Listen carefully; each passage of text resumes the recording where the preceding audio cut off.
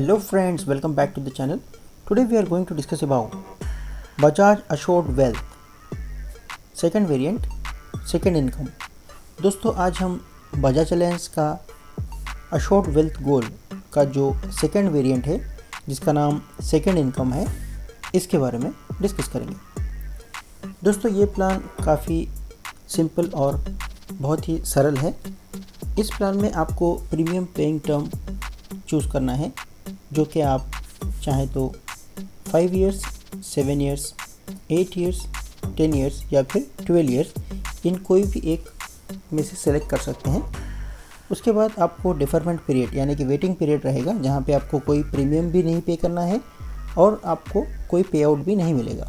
तो ये waiting period है जो कि एक डिफरमेंट पीरियड कहलाता है। तो ये रहेगा 0 इयर्स, 1 ईयर या फिर 2 इयर्स। इसके बाद आपको रेगुलर गारंटीड इनकम का पीरियड स्टार्ट होगा, जो कि रहेगा या तो अगर आप चाहें तो 25 इयर्स चूज़ कर सकते हैं या फिर अगर आप चाहें तो 30 इयर्स को भी चूज़ कर सकते हैं। फ्रेंड्स अगर आप समझ लीजिए कि आपने प्रीमियम पेइंग टर्म यानी कि अगर जहाँ पे हमको प्रीमियम का भुगतान करना है आपने 10 इयर्स को सिलेक्ट किया है और 2 इयर्स का अगर आपने डिफरमेंट पीरियड सेलेक्ट किया है और आपका प्रीमियम का जो रेगुलर इनकम पे आउट है जो कि गारंटीड पे आउट रहेगा, अगर उसको आपने 30 इयर्स चूज़ किया है तो 10 + 2 + 30 यानी कि टोटल पॉलिसी का टर्म हो जाएगा 42 इयर्स। फ्रेंड्स गारंटीड रेगुलर पे आउट्स के अलावा आपको एंड ऑफ द मैच्योरिटी यानी कि पॉलिसी की मैच्योरिटी में जितने भी आपने प्रीमियम्स को पे किया है वो सारे के सारे प्रीमियम्स आपको रिटर्न ऑफ प्रीमियम आपको वापस कर दिए जाएंगे।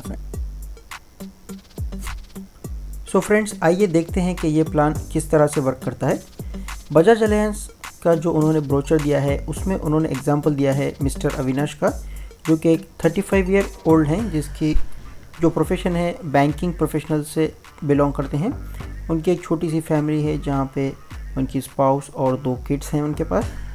तो वो चाहते हैं कि कुछ ऐसा इन्वेस्टमेंट करें जहाँ पे उनको लॉन्ग टर्म के लिए गारंटीड रिटर्न्स आते रहें, जहाँ पे उनका जो फ्यूचर एक्सपेंसेस है जैसा कि उनके बच्चों की पढ़ाई है और मैरिज है, इसका वो भुगतान कर पाएँ।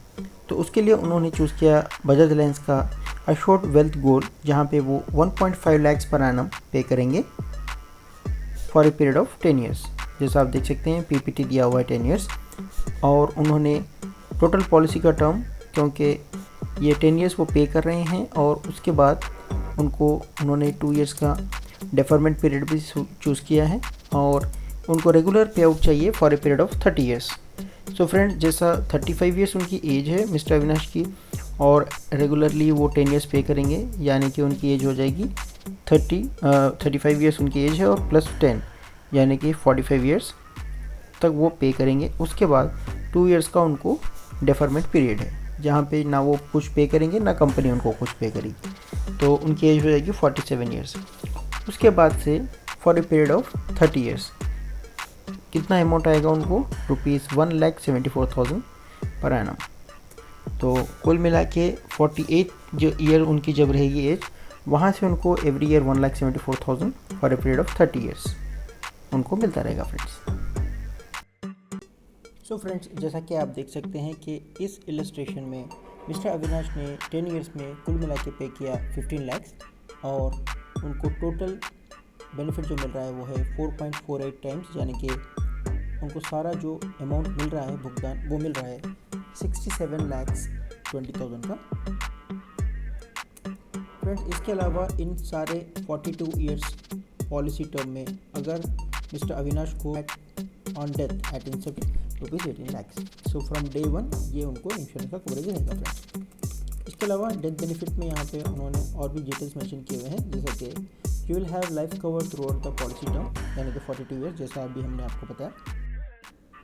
सो फ्रेंड्स ये 42 ईयर्स जो हम बता रहे हैं वो प्रेजेंट इलस्ट्रेशन के हिसाब से है। Finally thanks for watching and subscribing this channel. Please do support us with your likes and comments.